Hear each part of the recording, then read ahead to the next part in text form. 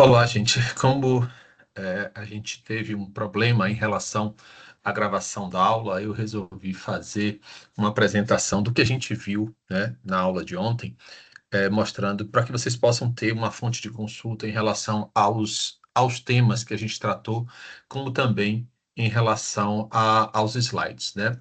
A gente começou a aula ontem, tratando da questão da administração por objetivos.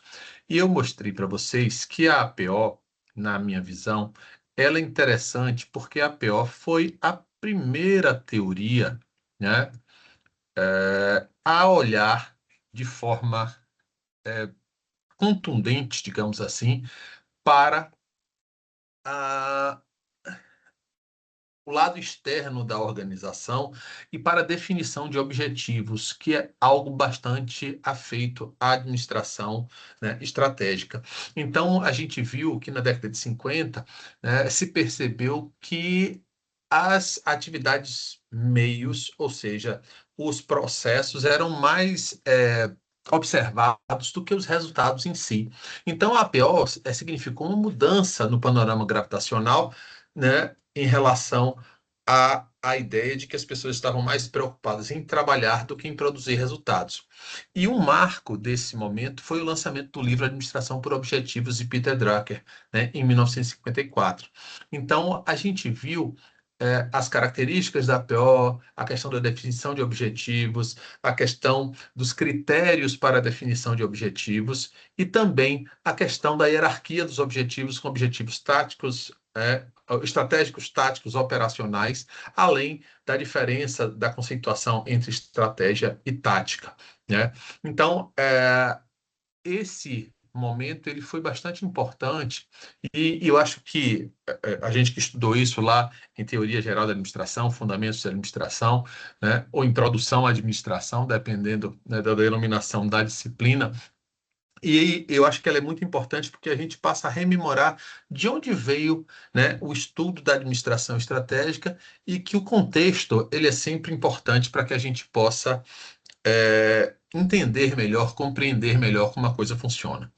Uma outra coisa que eu passei também a mostrar para vocês, e que eu acho que é bastante importante, foi a questão da,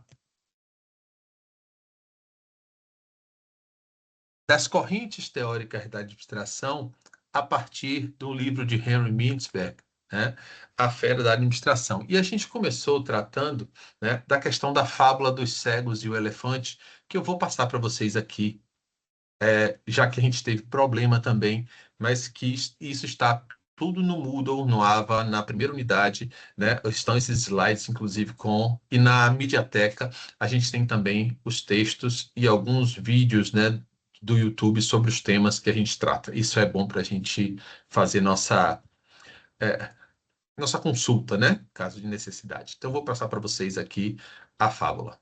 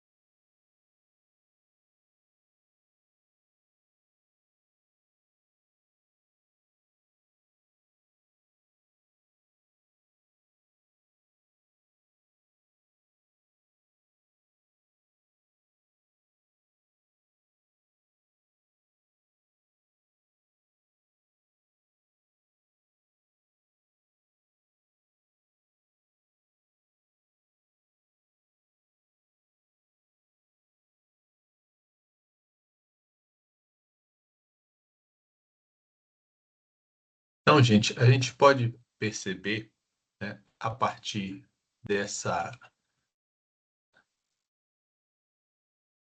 que foi trazido, né, por Mintzberg.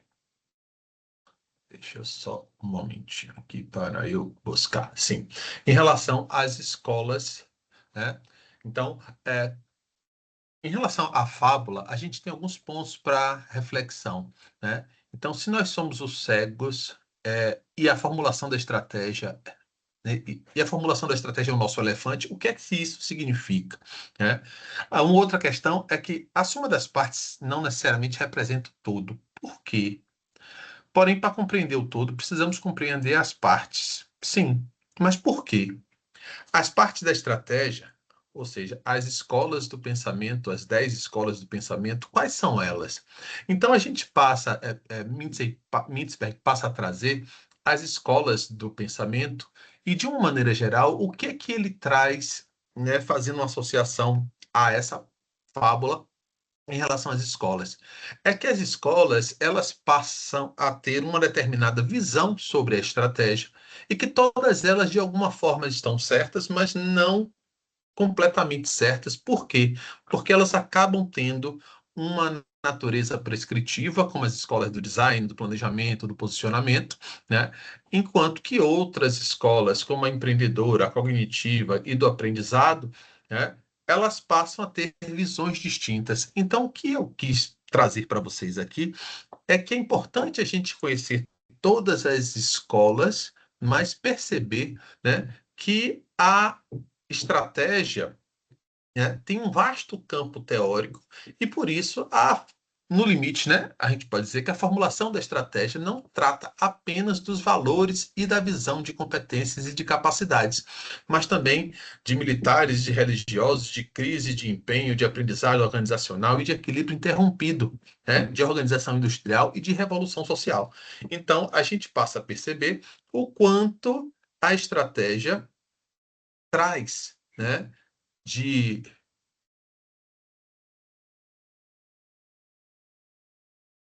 o quanto a estratégia traz, né, de informação e por isso mesmo o quanto ela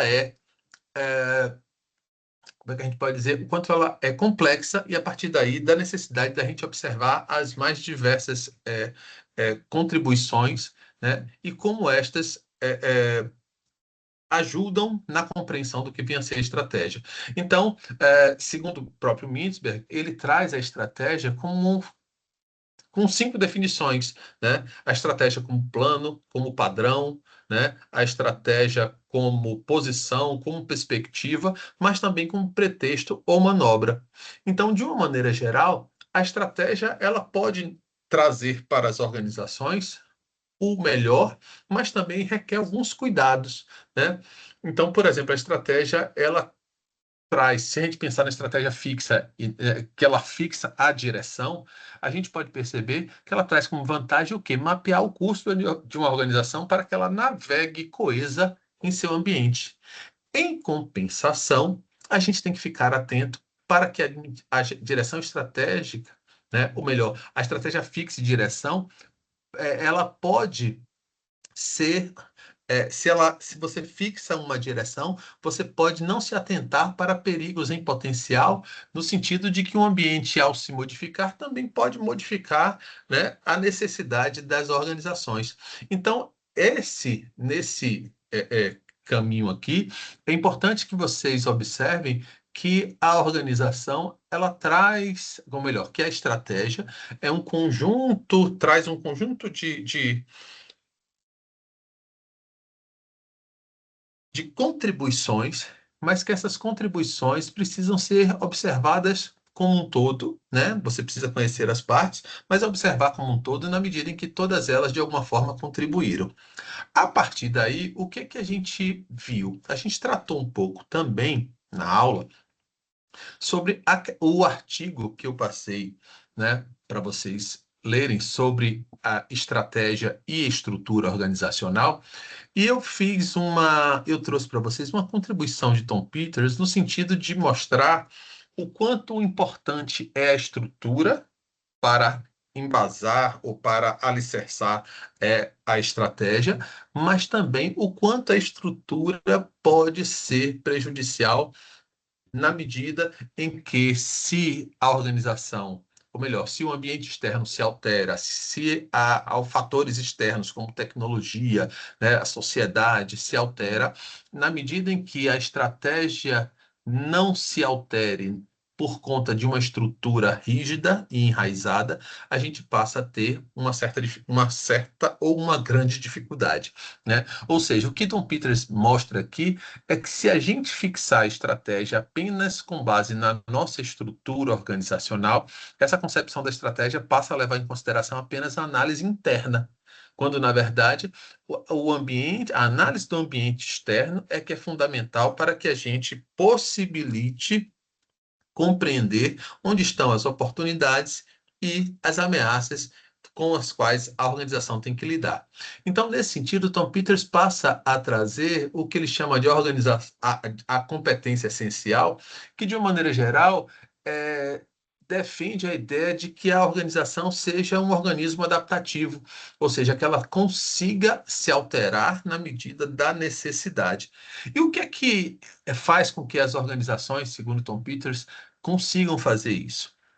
Ele chama de três competências essenciais, que são três noções muito importantes, né, ao meu ver. Por quê? Porque ele passa a levar em consideração que o objetivo da organização é a completa satisfação do cliente através de seus serviços ou produtos, né? E isso é importante, por quê? Porque nós só consumimos qualquer produto ou serviço com base na capacidade desse produto ou serviço satisfazer uma necessidade nossa. E na medida em que as organizações. Então, o que é que isso traz?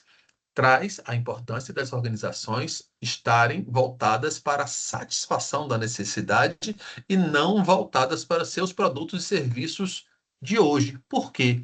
Porque, se a tecnologia se altera, se a nossa sociedade, a nossa vida se altera também, devem ser alterados também os produtos e serviços que vão satisfazer as nossas necessidades. Então, para isso, a empresa precisa, primeiro, não ficar presa aos seus produtos ou serviços, mas à sua capacidade de atender necessidades a partir, sim, de produtos e serviços. O que gera a necessidade da empresa inovar continuamente.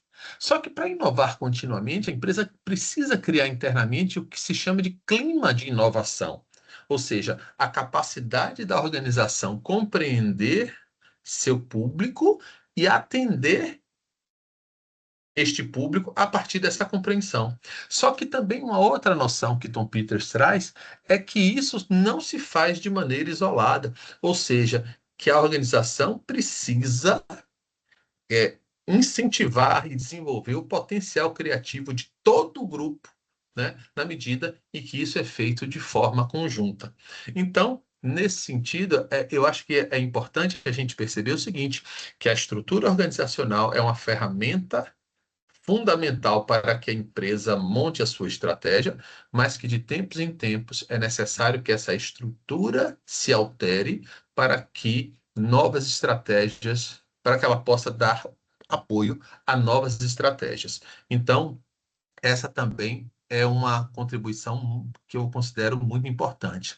Só que a organização precisa também, né, observar, a partir de tudo que a gente viu, ela precisa ter uma análise do ambiente para que ela se posicione estrategicamente.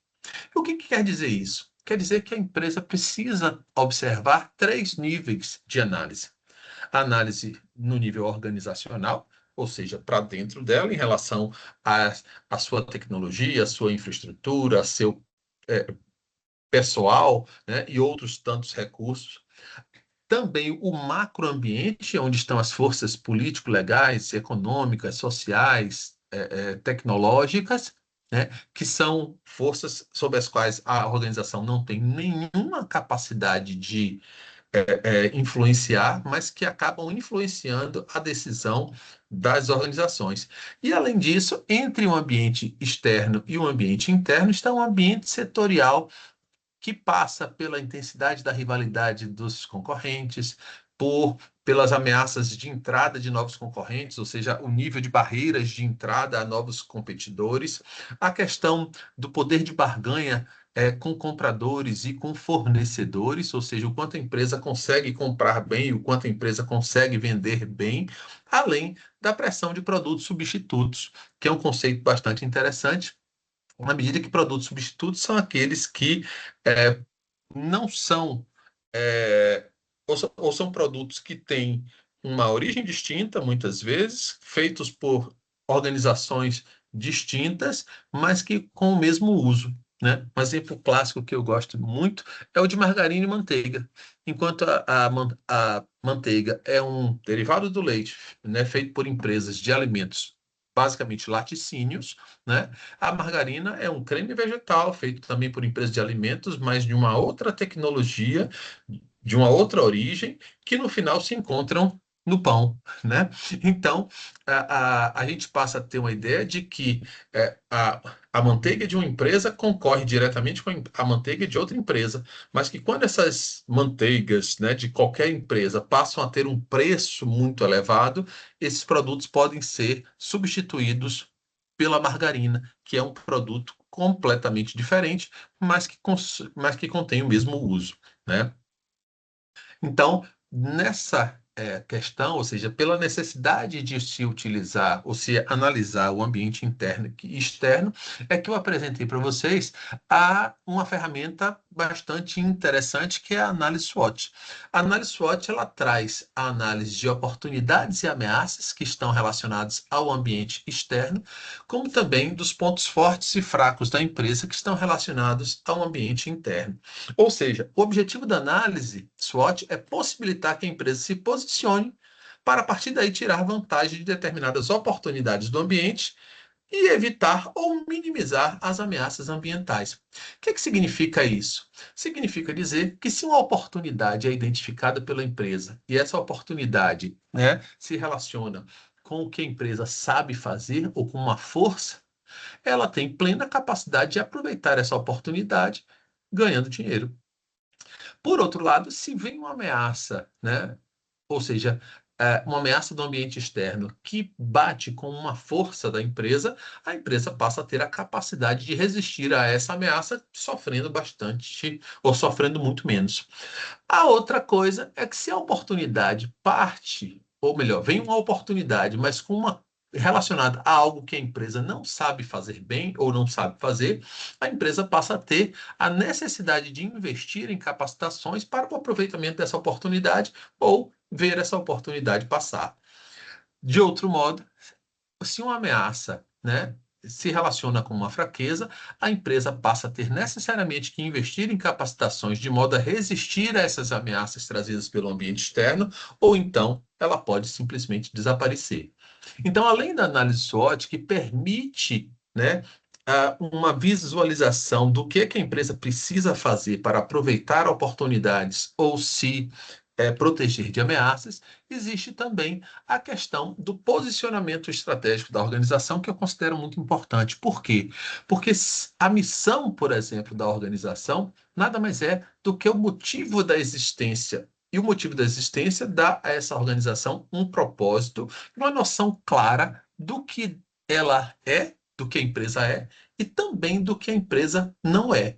Por isso mesmo, a missão da organização ela é fundamental e muitas vezes numa empresa complexa, como por exemplo a General Motors, você tem missões no nível corporativo, mais genérico, mas também no nível das unidades de negócio que compõem essa organização. Uma outra questão também é a questão da visão, né, da empresa. Por quê? Porque a visão, uma vez que a empresa tem uma noção clara do que ela é, ou seja, da sua missão, do seu propósito, ela passa a ter uma possibilidade de direcionar seus esforços no longo prazo através do que se chama de um sonho factível, ou seja, de uma visão de futuro, como, por exemplo, ser referência nacional na área de logística. Então, a visão é fundamental. Só que também, aliada à missão e à visão, existem os valores que são condicionantes do comportamento. Ou seja, os valores organizacionais mostram para seus colaboradores e para a sociedade de uma maneira geral no que a empresa acredita e no que a empresa o que é que ela diz assim, basicamente para os seus colaboradores, o que é que vale e o que é que não vale, né? O que é importante fazer e o que deve ser evitado de fazer. Então, nesse sentido, gente, essas três missão, visão e valores acabam nos dando um posicionamento estratégico bastante interessante, né? E que no final, né, com este resumo, eu trouxe aqui o modelo Canvas, que é uma outra ferramenta de análise estratégica, e que o modelo Canvas ela é muito interessante, por quê? Porque ele traz algumas informações, estão aqui as 9 informações do modelo Canvas, proposta de valor, segmentos de clientes, os canais, os relacionamentos com clientes, as atividades-chave que a empresa faz, os recursos principais que ela utiliza, as parcerias principais que ela fecha, as fontes de receita, a estrutura de custos. E isso é muito importante, por quê? Porque a ferramenta Canvas ela nos dá uma visão panorâmica da empresa, fazendo com que a gente tenha uma compreensão muito maior do que ela faz, com quem ela se relaciona, como ela vende, quem são seus clientes principais, e a partir daqui é possível, e as pessoas, assim, a ferramenta Canvas, ela substitui o planejamento estratégico? Na minha visão, não. Mas ela dá uma visão geral, uma visão panorâmica da organização, de modo que a gente consiga realizar o planejamento estratégico de uma maneira muito mais interessante, muito mais assertiva, certo?